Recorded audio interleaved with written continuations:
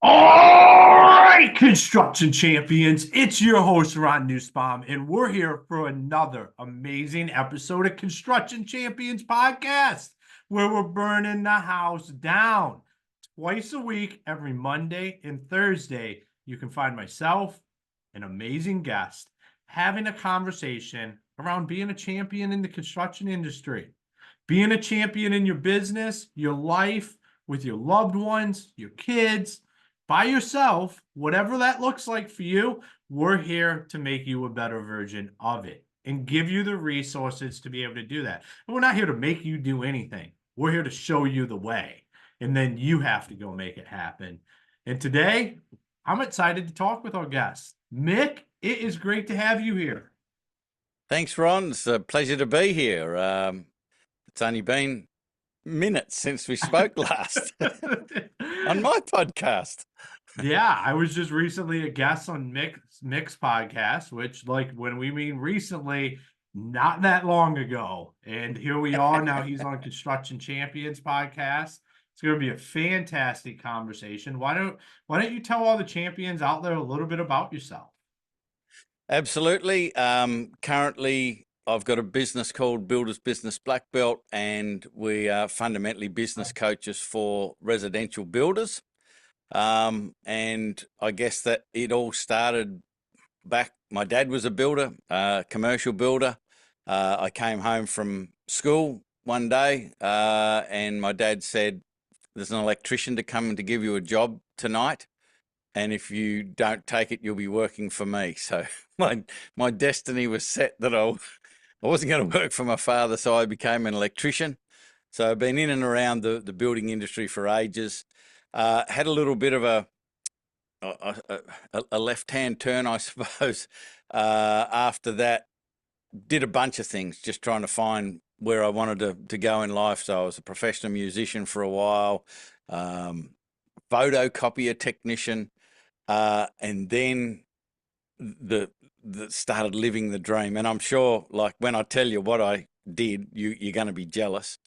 But for a couple of years, I sold life insurance. And I know that's a dream for most people, but I was living that dream. And I am sarcastic. It was a most unenjoyable job, but I don't regret a minute of it, because it introduced me to personal development. It introduced me firstly to time management, and then people like Zig Ziglar and Jim Rohn and Tony Robbins and on and on.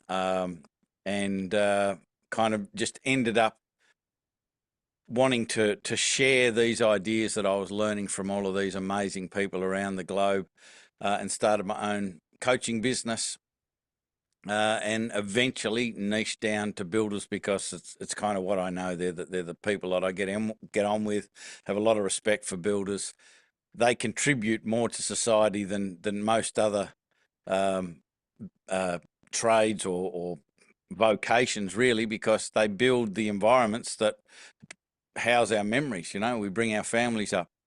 How a house is built and how a house is designed creates our experiences. So, I really, really respect builders, and I'm on a mission to eliminate as much pain from the builders' experience and in the industry as I possibly can. I love it, man. You're in the perfect place to do that. And man, selling insurance. I don't. Interesting. Yeah. Not would it be something that's up my alley, as No. most can tell. But we're going to dive right in there. I'm going to ask the $1 million question, and that is, Hey, what Construction makes a Champions. construction It's your champion? host, Ron Nussbaum here. And I want to talk to you about how you can automate all of your marketing. We've had so many people on here talk about getting the systems in place. Well, we have partnered with Build 12 and Construction Champions Podcast. Les O'Hara, the founder, what really excites me is his 30 years in the industry. And now he's built a system to be able to nurture your leads and continue to utilize that. I personally use the system myself. Build 12 is absolutely amazing. There's a lot of value in there, and it's a way to start getting away from Angie's List and all of that kind of stuff, and start actually creating your own leads every day and have a system for them. So go on our website, check out the show notes, go check out Build 12 and what it can do for the front end of your business today. It's absolutely amazing. I highly recommend going and meeting with Les and his son, Devin, and talking to him about what they built for their own business, so the rest of the industry can take benefit from that. Here on Construction Champions, we're all about helping each other out. And what is better than contractors helping contractors? I say nothing. So let's go take this to the next level. Go check out Build 12. If you have any questions, feel free to reach out to me or Les or his son, Devin. We're here to help. We want to continue to grow the industry. Gee, what a great question. I think having a priority on working on yourself to become a great example, to become a great leader. In fact, a conversation within our group the other day, we were just identifying a couple of guys who were sort of feeling a bit burned out, a bit flat, and it became very obvious that, you know, they're very passionate, and they want to do the right thing, and they're putting all of their energy into helping their team members and creating a better team. But they were ignoring themselves. They weren't giving themselves time. They weren't giving themselves respite. They weren't giving themselves recovery. They were kind of burning the candles at both ends. And we had a big, long discussion about that, and we helped them to understand that if you really want to help others around you, you need to be a great example. You need to look after yourself. And it's one of those questions we ask business owners all of the time is which human component contributes the most to the success of a business? Is it the business owner? Is it the team? Is it the customer? The majority of people yell back, it's the customer. You can't have a business without a customer. And it's like, yeah, I just didn't land my spaceship 5 minutes ago. I understand that you need customers for a business. But if you lose even your best customer, it doesn't spell the end for the business. If you lose your best team member, it doesn't necessarily spell the end for the business. But if the business owner decides not to show up, it's all over. So I think Stephen Covey, in his book, The 7 Habits of Highly Effective People, said, you know, when you're on the plane, who do you want to have the most training? Who do you want to have had the most attention given to? The cabin crew or the pilot? And I know which one, you know, if I'm on the plane, I want to choose. You know, That's a lot of awesome. responsibility. Yeah, no, that's awesome. And that's 100% something we overlook. And I think it's inherent. Like, we're the business owners. You're focused on how, exactly what you said is like, how do we do the best for our customers? How do we do the best for the team? How do we build the best environment? But that all starts with you. And are you the best that you possibly can be? Yeah. Yeah, the challenge is, I think, that it comes across as being self-centered or selfish in many people's minds. If I'm putting myself ahead of the team or the customer, but it's not about putting yourself ahead. In fact, one of the things that we do when we're creating the map of the business, if you like what are all the areas of responsibility for the business. So starting with the owner, general manager, administration, production, business development, things like that, all of those areas. And I ask people to build the map of the business. They'll generally put the owner on the top and then the general manager and then the line managers here. And we go, we need to flip that completely upside down, and the business owner is at the bottom. And the reason that we do that is that you need to have a complete shift in your mindset that when you are the leader, you don't have people to support you. You are there to support them. That is your primary objective.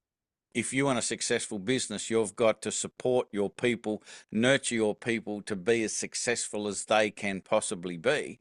And that means you've got to go to the gym. You're at the bottom of this structure holding it up now. You know, I've got to hit the weights. I've got to get stronger in my ability to support, understand, nurture, grow, and often get out of the way to allow my team to become more successful. If I keep getting in the way and become the bottleneck because my ego gets in the way or whatever, or I think I'm at the top of the structure being held up and being supported by these people, you tend to just get in the way. Get out of the way, be a great example, nurture, support, and you end up with a great business and a team that really enjoy what they're doing. And then obviously if your team are passionate and enjoying it, what sort of an experience does your customer get? It all kind of flows. Yeah, it's because I think a lot of times we have these planes that are trying to take off, and as business owners, we're standing in the middle of the runway, and we're not letting it take off. We're in the way of it getting to the max speed. Like, we hire great people, we bring them on the team for a reason, and then we stand in their way of letting them truly be great. Yeah. And I think that there's also potentially an issue with understanding how to do that as well. Something that we created some time ago, we just call it the management matrix, but it's fundamentally 4 quadrants. And it's about when you're a leader, not treating everybody equally. I mean, you've got to respect everybody, you've got to support, grow, nurture everybody, but different people are at different places and different levels of understanding, maturity, and experience. So we can't treat them the same. And so we need to look at each person on our team as an individual. And we use this matrix where we basically start with the quadrant 1 is somebody who's quite new and inexperienced, probably doesn't have a lot of confidence. So we've got to say, hey, John, you know, can you grab those boxes there and put them under the stairs for me there? And it's kind of micromanagement. And then the next level is giving them a bit more autonomy. So, hey, can you figure out where to put those boxes? You know, giving them a choice where to put them. Then the third is saying to somebody, you know, is everything where it should be? So they know a lot more about how the business works. They can make decisions. They're far more confident. And then quadrant 4 is somebody who can run the business as well, if not better than you, and they make decisions and tell you afterwards what they've done just to keep you in the loop.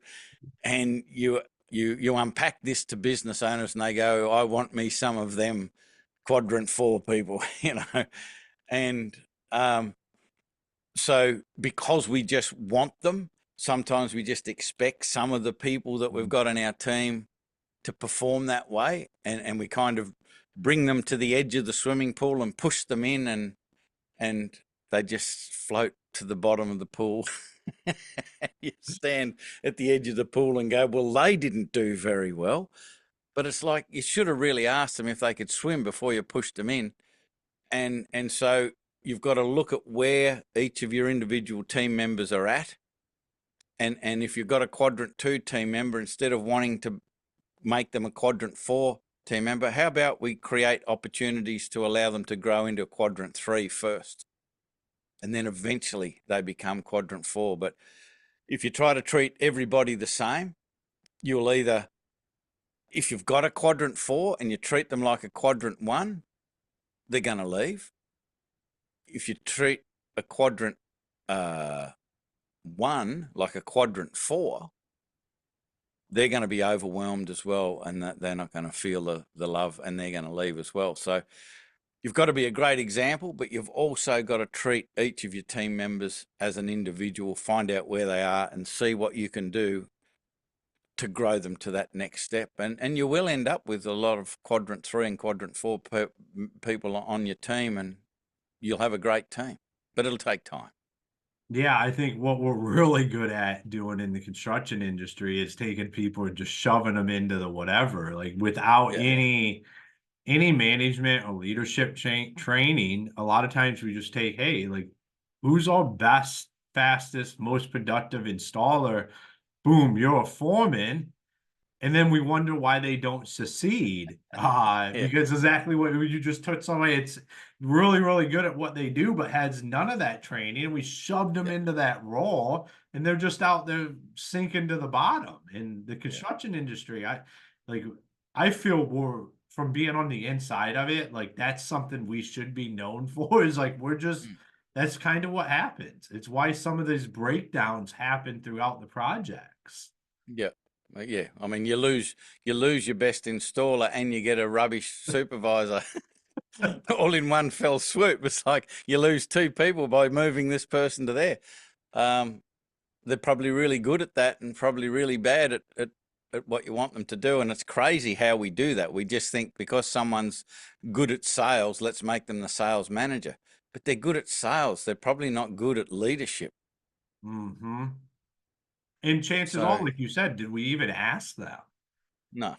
Like, do we even do you want to be a supervisor? Do you want to be a manager? What does that look like? I mean, I'm guilty of this just as much as anybody else. And I remember when I had the aha moment was we had a guy that we promoted to a foreman, and he was just struggling. Seemed like his attitude just went into shitter. And I sat down and had a conversation with him. And I said, do you want to be a foreman? And I was asking from like, of course, everybody wants to be a foreman. Now you are a foreman and you're acting like you don't want to be one. And he looked right at me and said, no, I really don't. I really love what I do. And like, I'm really, really good at it, but I don't want to run a crew. Like, I just want to be good at what I'm good at. And it hit me as like, I never even asked him if he wanted to be a foreman. We promoted him and was all excited about it because he was really good at what he wanted or what he did. But we moved him into a role that he was going to be unhappy with because he just wanted to be able to be good at what he does. Yeah. I've just been consuming Pat Lencioni's audio book, The Six Types of Working Genius. And that really helps us to understand how we can bring a team together better, because there are like these 6 different geniuses, or there's 6 different parts that we need for a successful project. And when you get into the detail of the whole philosophy, it turns out that out of the 6, there's only 2 that we are genius at. And what he means by genius is that when we're performing that task, it gives us energy. You know how you can get involved in some things and you just can do it all day, and then there are other things that you're good at but you don't like, so you kind of run out of puff really easily. And then there are things that you're just not good at and you don't like them, and he calls them the frustrations. The middle ones that you're good at that don't give you energy are called a working capability. And then the ones that you're good at are genius. And there's a whole assessment that you can do to find out what your genius's capabilities and frustrations are. And you can get your team to do it. And you can start to move the responsibilities around in your team so people are protected or kept away from their frustrations and spend the majority of their time in their genius. And everyone starts to become happier. They have more energy. They really love what they do. They contribute more. Productivity goes up. Sick days go down. Inspiration and imagination and all of this sort of stuff goes up. It's really, it was a game changer book for us. I put all of our black belt members through it in a session the other day, and it was a real eye opener. So we need to be aware that we're not good at everything. And the other part, and the reason I brought it up, is that you mentioned, there are people who you put into a supervisor role or whatever it was, and he didn't want to run a team. He just wanted to do what he wanted to do. And one of the 6 types of working genius is called galvanizing, which is rallying the troops, your ability to be a leader and get people excited about a project and so forth. And we just generally think that well, as the business owner, that should be one of your roles. But what if it's not one of your geniuses? What if it's not even one of your working capabilities? What if it's one of your frustrations, but you're the business owner and you just are awful at rallying the troops? So it's okay to stand aside as the business owner and bring somebody else in who just happens to have that genius. They'll be happy. The team will be happy. You'll be happy. And it's just, again, it's all about understanding ourselves, understanding the team, and having people, I guess, in the right seat, as I don't know, was it Jim Collins or somebody said, in the right seat in the right bus? Can't remember the author, but I remember the concept. Yeah, no, But I'd be interested to find out what you start to, like, the data you start to collect from owners and stuff going through that, because I think a lot of times the owner is not the one that can really rally the troops and get people behind something. Like, that's not, I don't know how much I find that to really be in the, I don't have no data. I'm just like, you mentioned that. I was thinking through is like, is that person typically the one that can rally the troops? And in my experience, I would say there's somebody else in the organization that has that ability within that company to be able to do that. But like you said, it's most of the time owners feel like it's their, it's not even that it's what they feel like they should be doing or that should be a strength. Like they feel like it's an obligation that yes, I need to fire everybody up. But like if it makes you miserable and it's not part of what you should be doing, you need to be finding that person that can be that champion for your company within your company. Yeah, absolutely. And it goes for all of the other geniuses as well, because it's like the first one is the genius and the ability to wonder. And some people just don't have it. Like, and what I mean by that is to ask the questions like, what if we were to do this? Or what if we were to become this? Or what if we were seen as this type of business? Or what if we introduce this type of experience for our customers? And you just have the ability to think outside the box and wonder. And some people just don't have that. Like, you ask them questions like that and they look like a deer in the headlights. It's like, I don't know. And then the next one is called invention. So your ability to wonder. And then another genius is the ability to come up with a system, like, or the idea or the project, the plan, if you like. And again, some people aren't very good at that. Other people are great. But if they're not great at asking the question, well, then how do they even get to the plan? And then there's this next one, the third one, which is called brain's gone blank, but it's basically it's called discernment. I knew it started with a D. And that's just the ability to figure out whether this idea is a good idea or not. And I think it's a really, really important skill to have somewhere in your team. And the beauty of somebody with the genius of discernment is they don't necessarily need to know all of the details of a project. They just have this innate ability to go, Ron, that's a bad idea, or that's a good idea. And that can save you so much time and money, just having somebody on your team that has that ability, because there are obviously people on your team that come up with great ideas. But another book I've been reading, Keith Cunningham, it's called The Road Less Stupid. And he says that, I love listening to him. He says that if you have a bit of a forensic look at some of your biggest business problems, you'll find that they started out life as a great idea. So you come up with this great idea, but you didn't think it through, and you didn't have the ability or someone on your team that had that discernment to go, Ron, bad idea. You know, we just go headlong into it, and it can cause lots of problems. So it's a great read. I really highly recommend it. But, you know, the reason I brought it up, when we're being an example and being a leader, it's probably not a great thing to try to be all things to all people. It's okay to to be fallible when you're a leader and say, I'm not very good at that. Can you help me with that? And show people that you can ask for help, be vulnerable, all of that sort of stuff. I think that's a cool trait for leaders. Yeah, and I think that really in the construction space goes a long ways because it's not something that people are used to. If you got guys that are jumping around company to company and they're trying to find that home, and they run into that leader that is saying, "Hey, I'm not perfect.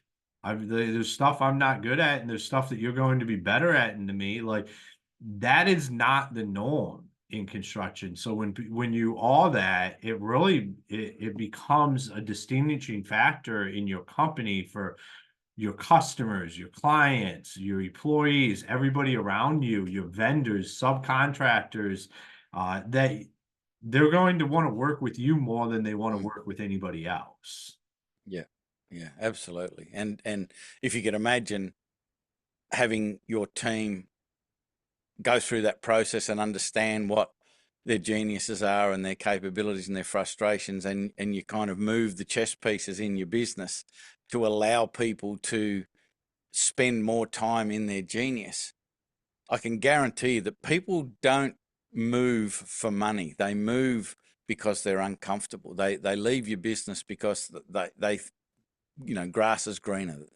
They'll say, I'm getting more money over there and that's why I'm going. But I think underlying all of that is it's all about meaning. It's all about, satisfying needs and things like that. And if you can create an environment where they are getting energy and feel really good about the tasks and the activities that they're doing on a regular basis in your business, it's like, where are they going to go?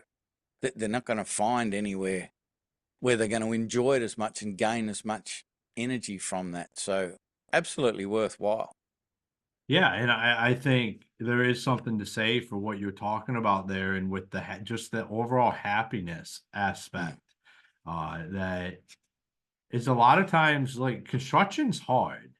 We know it's hard. There's a lot of stuff with that, but we can make it happy. We can make it fun. We can put people in positions where they thrive and let them go win and live a great life, come to work, enjoy it. And like you said, where else are they going to go? Like, if they show up and they're doing their job every day and it's happy, they're having a good time, they're in their genius, and, of course, you're paying them well to do their job, like, they're not going to go anywhere. No. It's in fact, what just popped into my mind there is one of our black belt members had a process that he called the Happiness at Work Index, and they had a process where they'd fill out a little form, each week in the team meeting, and they would give themselves like a mark out of 10 of how happy they felt, and if they're getting high numbers, great. But the conversation was always there within the team is, what can we do to make this more fun? And it wasn't about flaking off, because they all understood that, we need to continue to improve, and we need to deliver on our promises to our clients and all of that sort of stuff. But it doesn't have to be boring and repetitive. We can make it more fun. And if we have the conversation and throw a couple of crazy ideas out there each week and try them, there's a lot of value in having those conversations, because people feel like I'm contributing to my team. There's variety. They feel connected to their team. They feel significant when they're being listened to and their ideas are being implemented. And what I'm really talking about there is the whole Tony Robbins 6 human needs. You tick all of those boxes by having those conversations, and it all stems from this Happiness at Work Index, just a conversation about how you're doing. And it's not a touchy-feely thing. It's just are we having fun? Are we having fun yet? Well, yeah, and I think, like, you touched on a great subject there, is like that productivity has to go into tank. if we're going to have any fun, or if this isn't like that. That is such a misconception of the construction industry and what is actually possible. But that's what like people think. They put those two and two together. Is like we can't have fun and we or be productive. Like it has to be one or the other, and that's not the truth. Oh, it's probably the opposite. I think they're more productive when they are having fun. Like we can put the roof trusses up to music, can't we?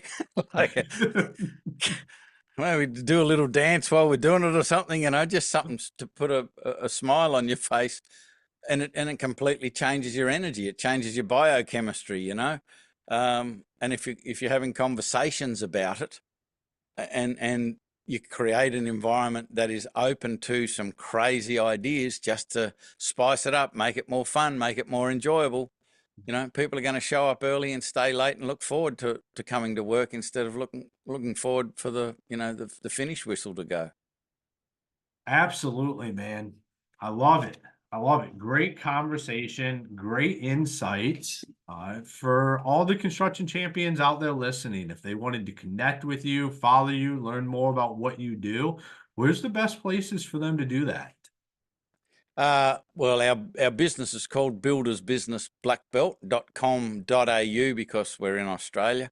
But we've also got the Toolshed podcast. So that's where we had a conversation not that long ago. And so you can just jump on to YouTube and find the Toolshed podcast. You'll see Ron. He'll be there having a conversation. And we've got when you find that, there's a link there that you can join what's called the Toolshed app, and it's just an online environment. It's kind of like a Facebook group, but without all of the bullshit that goes along with Facebook. And it's got lots of other resources in there, another podcast, but you can connect with people, ask questions, make connections. And learn from other people's experience. So we just find when you're in a community with other sort of success-focused people that are willing to share, and I have been blown away by this community, how open and willing they are to share. I always thought that and I think we spoke about this the other day, that there would tend to be a competitiveness rather than a collaborative approach, but it's turned out that builders can be very, very collaborative. And I think it's obviously the way to go, there's no value in being in your silo and not sharing your secrets. The rising tide raises all boats scenario. I just love all of that sort of stuff. I love watching the I don't know whether you watch the F50, the Sail GP, these foiling catamarans that fly around at 100 kilometers an hour, and it's country against country. There's the USA, there's Australia, there's Canada, all of that sort of stuff. And they have something like 40,000 pieces of data going to a central point every second while they're competing. But everybody gets access to all of the data. So you can't really gain an advantage. But what it does is makes all the boats go faster. They're far more enjoyable, far more successful because they're sharing everything that they're finding out. So your if you like, your competition is getting better, which causes you to get better, which causes them to get better, and I think that's how it has to be. I love it, man. That's awesome. That makes complete sense to me. So, Mick, thank you for taking the time to be on the show today. My absolute pleasure. All right, construction champions, another episode. And I have like, are you standing in the middle of the runway holding your team back? Are you I have another question, because this is something I was thinking of during Mick talking, is how many of you were listening and everything that he said, you're like, oh yeah, I'm the guy. I'm like, that's my genius, to everything. Like not one thing was out of your wheelhouse. I'm talking to you right now. You need to go figure out what your genius is, because I guarantee you it's not everything. And this is coming from a guy at one point in time. I thought my genius was everything because I'm a grinder. I get shit done. I just make it happen. But like, there's misery involved in that. And if you truly want to be the best version of yourself, is you figure out, where do you operate the best? Where's your genius? What are you the most happiest doing? Because like Mick said, like, that's what you show up every day and do at a high level and go home and you're happy. You don't show up and grind it out. Now, as being a business owner, there's always going to be days where you have to do shit that you don't want to do. That's part of it. But like, let's mitigate some of this. So that's not every day doing. I'm telling you, I know there's guys out there listening that the entire time was like, yeah, that's my genius zone. I operate. I am a genius at all of that. Well, this is your wake-up call. You're probably not, and it might be leading to why you're not as happy as you could be. So Construction Champions, make sure you go check out all of our great sponsors. And until next time, be the champion you were meant to be. Introducing BuilderComs, the future of construction management. Built by industry veterans, our platform simplifies your workflows and boosts efficiency. From field operations to leadership, we've covered it all to help you sleep better and enhance your projects. With BuilderComs, expect reduced errors, save time, and exceptional outcomes. Join the thousands of builders and contractors revolutionizing their processes and achieving greatness. Discover more about us at Buildercoms.com.